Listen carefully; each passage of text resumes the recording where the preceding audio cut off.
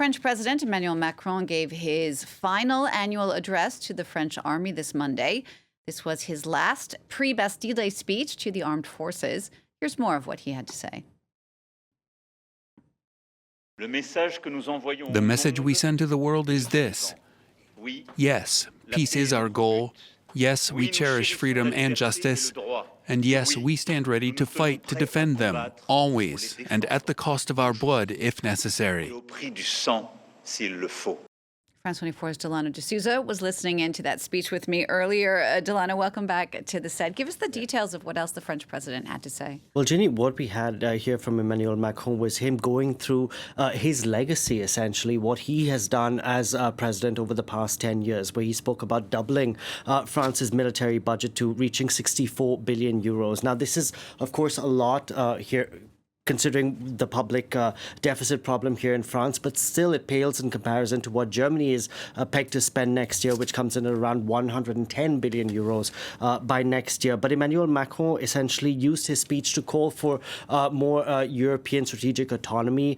He spoke about how we need more European projects, defense projects. But of course, this comes in a context where just last month we had the joint fighter jet project between France and Germany, which was scrapped. So he wants to see more of Europe coming together to make the industrial complex a real thing, a real force to be reckoned with.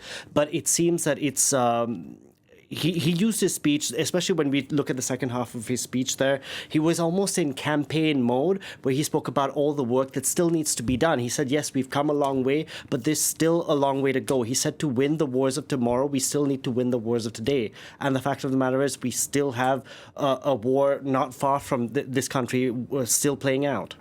Indeed, and you say President Macron seemed to be in campaign mode. Obviously, he can't campaign because he's coming to the end of his second term. There is a presidential election coming up next spring, and that is, of course, putting a certain amount of influence on perhaps how he might be feeling today. Talk to us a bit more about the context for President Macron in regard to the fact that he will soon be stepping down and the fact that this was his last speech to the armed forces. I mean, in just under 9 months, we're going to have a presidential election here in France where polls suggest that the far right could be coming to power.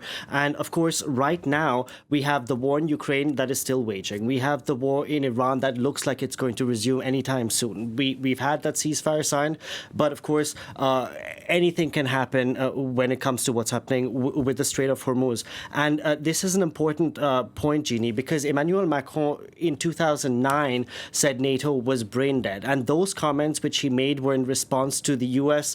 pulling out its forces, this, of course, under Donald Trump during his first term in office, without informing NATO allies. Switch to a couple of years later, what happens when the U.S. started striking Iran? NATO was not informed. So last week, speaking of the broader context this speech comes in, we had NATO leaders gather in Ankara. Going into that summit, Donald Trump, he called out NATO states, including France, for not helping with the war in Iran. He said he wanted Greenland once again. He spoke about Spain and how he wanted to stop all trade with Spain. So we have Emmanuel Macron making this speech. He never mentioned NATO once. He spoke about how Europe needs to do more. And of course, when it comes to the coalition of the willing, which is essentially the brainchild of the British Prime Minister and Emmanuel Macron, of what to do the day after the war stops in Ukraine, which for now looks like that conflict is going to continue, even though we had the Americans who, if you recall, we used to have those meetings with the Americans, the Russians, and the Ukrainians. Those meetings have not happened, even though last week Donald Trump said that he feels the war is going to stop soon, that Putin and Zelensky want the war to stop.